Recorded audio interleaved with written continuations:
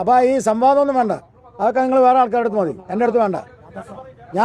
ഞാൻ പറയുന്നത് കേൾക്കാനുള്ള താല്പര്യം നിങ്ങൾ കാണിക്കുക.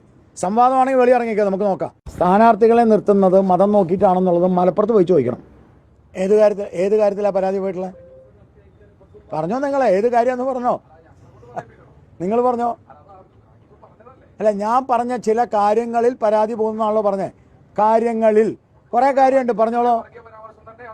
വർഗീയ എന്താണ് വർഗീയ പരാമർശം നടത്തിയത്? വർഗീയ പരാമർശം എന്ന് പറഞ്ഞാൽ അർത്ഥം എന്താ? വർഗീയ പരാമർശം എന്ന് പറഞ്ഞാൽ അത് വേറൊരു മതവിഭാഗത്തെ ഇല്ലായ്മ ചെയ്യുന്ന തരത്തിൽ പറയണം, അത് വേറെ ഏതെങ്കിലും ഒരു മതവിഭാഗത്തിനെതിരായി പറയണം. അതാണ്. ഒരു മിനിറ്റ്, നിങ്ങൾ ചോദ്യം ചോദിച്ചാൽ ഞാൻ ഉത്തരം പറയട്ടെ. ഞാൻ ചോദിക്കട്ടെ.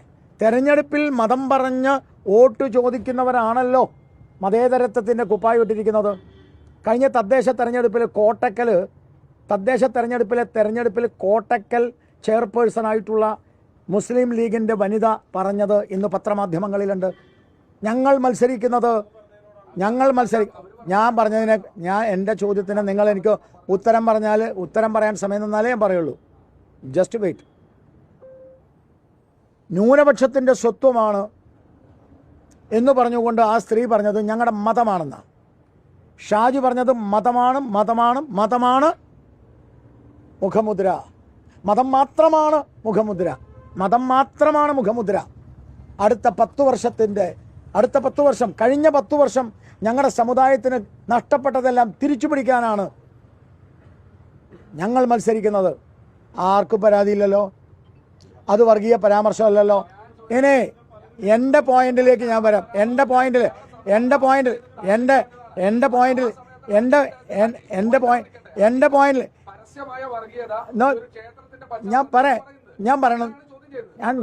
നിങ്ങൾ ചോദ്യം ചെയ്യാനുള്ള അവകാശം നിങ്ങൾക്ക്, ഉത്തരം പറയാനുള്ള അവകാശം എനിക്ക്.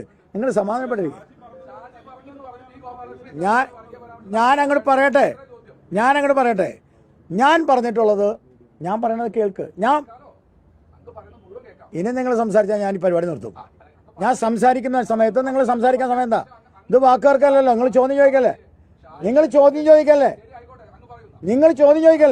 ചോദ്യം ചോദിച്ചാൽ പിന്നെ ഉണ്ടായിരിക്കും. സാമാന്യ മര്യാദ കാണിക്കുക. പത്രസമ്മേളനം കൊല്ലം കുറേ ഞാൻ നടത്താൻ തുടങ്ങിയിട്ട്. അപ്പോൾ ഈ സംവാദമൊന്നും വേണ്ട, അതൊക്കെ നിങ്ങൾ വേറെ ആൾക്കാരുടെ അടുത്ത് മതി, എൻ്റെ അടുത്ത് വേണ്ട. ഞാൻ പറയുന്നത് കേൾക്കാനുള്ള താല്പര്യം നിങ്ങൾ കാണിക്കുക. സംവാദമാണെങ്കിൽ വെളിയിറങ്ങിക്കുക, നമുക്ക് നോക്കാം. അപ്പോൾ പിന്നെ ഉണ്ടായിരിക്കും. ഞാൻ സംസാരിക്കട്ടെ.